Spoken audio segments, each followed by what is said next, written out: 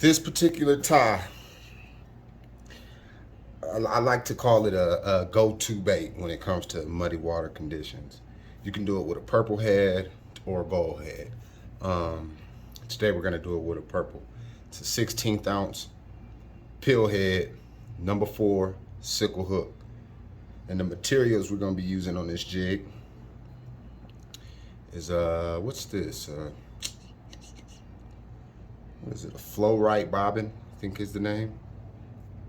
Has a tensioner on it. I like it. We're using that with a 210 flat wax thread. In the body, we'll be using a purple body. Purple bait fish emulator flash from Woods and Water Outdoor. And then the tail, we're gonna do, for the tail on this one, it is going to be bubblegum pink. Also from Woods and Waters Outdoors. All right. With this particular jig, you can use flash or not use flash. We will be using flash on this jig. It's kind of like a iridescent purple. All right, so we're gonna start with the base. And I believe the base is just solely used to give your material something to grip onto. So you wanna put that on there nice and tight. You see how that jig is moving in the vise. You wanna make sure you're putting it nice and tight. Go all the way down to the point of that hook and back up. You notice the foundation, this is the base. So you wanna make sure it's tight like everything else with jig tying. All right, now we're gonna come into a section of the tail, which is the bait fish emulator.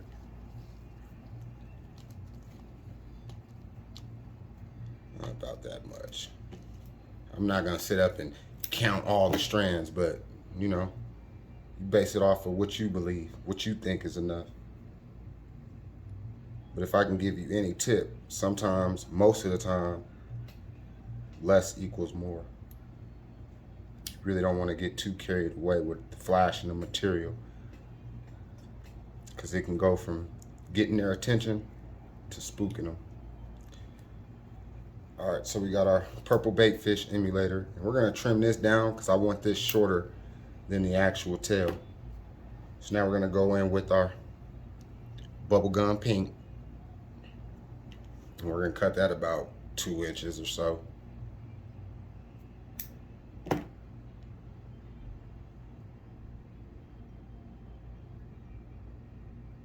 And this is hackle, which in my opinion, man, it can be tough to work with. That stem causes it to roll over as you tighten down on your thread. So you want to start off doing it pretty loose. That way you can come in and make adjustments. And you see I went all the way down to the hook point and work my way back. Center down. Everything nice and tight. Now we're gonna go into the flash. It's like an iridescent purple type look. We're gonna take 2 strands, okay? 2 strands. Come under the jig, top part of the jig. And what I'm doing is, as I'm wrapping that, I'm laying it. Wrapping it, laying it. So you have 2 pieces of flash coming on this side of the jig, and then 2 pieces of flash coming on this side of the jig. And the reason why I do that, no matter which angle that crappie is looking at that jig, it'll see some flash. And plus it just makes it more uniform. So now we're gonna take it. Sometimes I cut the flash just a little bit past the tail, but on this one, I'm gonna cut it a little bit before. Why? Because I wanted to. All right, so now you can go in, adjust it, see if you like it. Now we're gonna go into the body. Now when I put my chenille in, I wanna leave a little gap right there. And the reason why I do that is so that my thread at the end doesn't bunch up as much when I go to tighten this down. I don't know if I mentioned it in the jig beforehand, or the jig time video beforehand. I do not use glue. I don't like my jig box smelling like a nail shop. And I believe if you do everything tight enough, you shouldn't have any problems with it coming undone. All right, so now we're gonna start our wrap nice and tight. See how that jig is, see what I mean? It's bending down like that. That's what I want to see. I want this material to be so tight to where when I get done, as you seen in that last jig, I gotta bend the jig back. I want to know that material ain't gonna come unwrapped without using glue. Move our bobbin out the way, point our chenille out, and give it 2 wraps. Nice and tight. Come back and give it 2 wraps. Nice and tight. Cinch it down, then cut the access. Whip finish. The most important step when it comes to not using glue, or even using glue. 5 wraps. Nice and tight. And I'm gonna cinch that down. You'll actually feel it tightening. And I'm gonna tighten it almost to breaking point. And then do it again.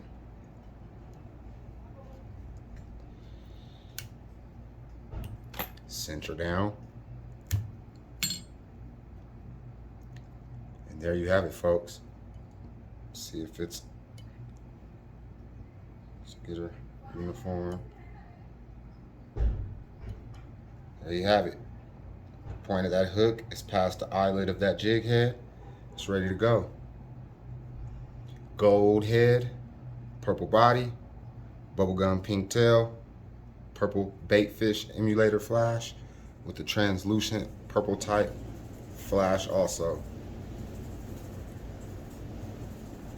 Hope you guys enjoy. Hope you got some tips. Hope you learned something.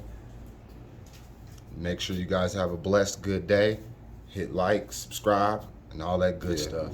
On this one, this is a good clear water jig.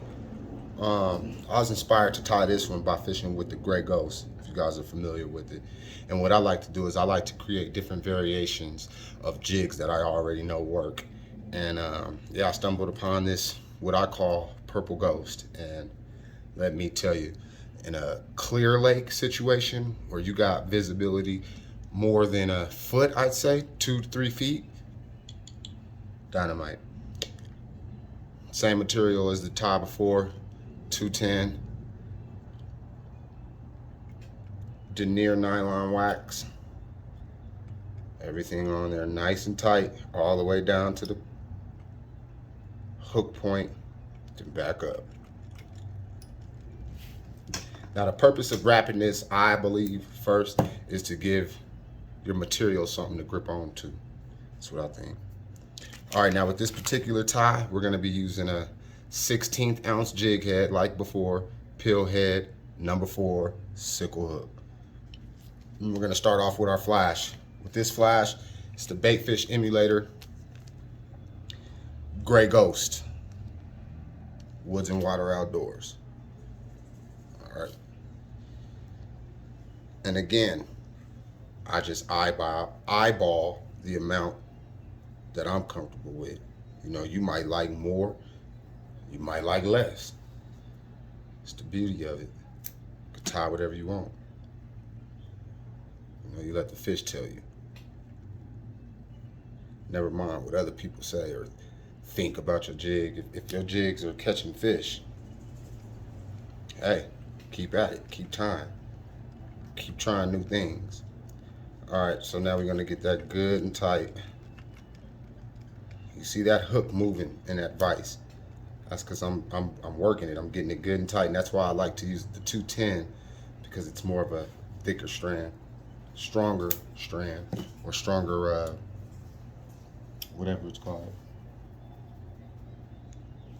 thread. All right, so now that we got the tail, we're gonna come in with the other section of the tail, and we're gonna be using Winter Run. All right, it's like a light purple. I think it matches up with this jig head pretty good with this tie. All right, we're gonna cut it at about the same length as before. 1.5 inches, 2 inches.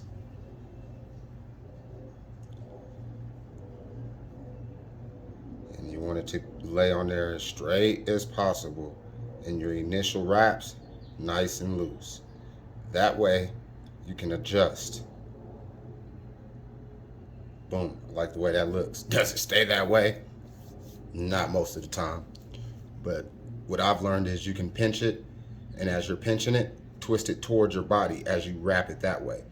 So you're kind of like keeping it in the same place. Sometimes it works, and a lot of times it doesn't. So leave a comment below if you've come up with a way to tie this hackle without it rolling. That's pretty good. All right, so now we're gonna come in with the flash on this one. And the flash on this one, we're gonna do,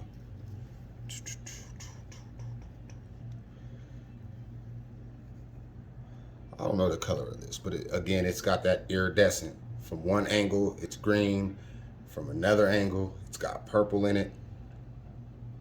So we'll just try this. From some angles, it's kind of gold. And when it comes to flash, you let the fish tell you. If you tie up a jig and you notice they're hitting it, we'll tie up some without flash and try the two and see if you see a difference. But I do believe you can put too much flash, in my opinion, at least my style of jigs. I just want enough flash to say, hey, I'm over here. All right, now we got our flash in. Now with the body, I could have did the gray ghost, but I like the that's not the package. Basically, it's a silver gray. It's got like a little bit of sparkle to that gray. Looks pretty good in the water. So we're gonna start our wrap all the way down to the hook point, nice and tight.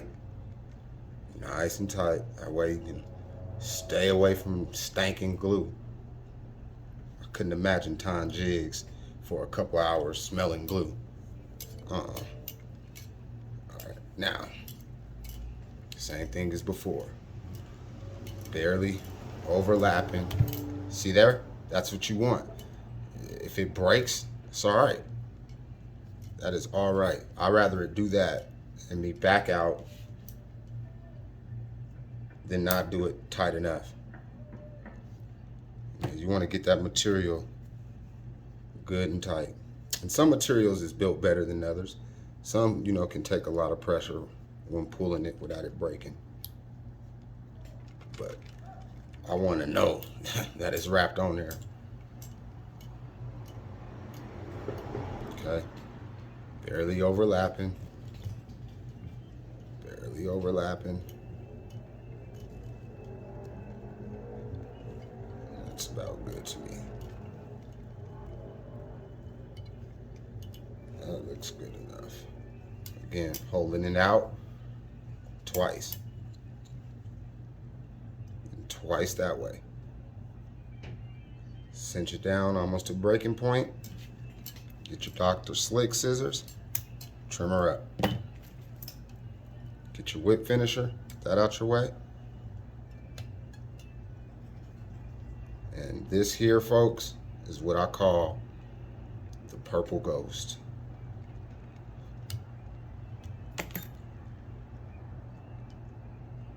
Fix everything up. Get it looking how you want before you put it in the box. And that's ready to go catch some fish, Jack. I guarantee you that. Fix that hackle a little bit. Don't gotta be perfect. But I guarantee you, if you tie that on in the right conditions, this right here will get you some fish. See, and again, that tail's not perfect, but that tail's gonna work. You got the silver gray body. You got the Gray Ghost bait emulator flash. We have the winter run tail. And then we have this iridescent flash right here that gives off different colors depending on the angle of the light that hits it. Thank you for tuning in, guys. Hopefully you learned something. You know, you don't have to tie up the same exact jig, but you could take ideas and make a whitetail. You know, you have a gray head, purple body. I mean, the options are limitless. So yeah, have fun at it. God bless you guys. I appreciate you watching. Make sure you hit like, comment, and all that good stuff you do on YouTube.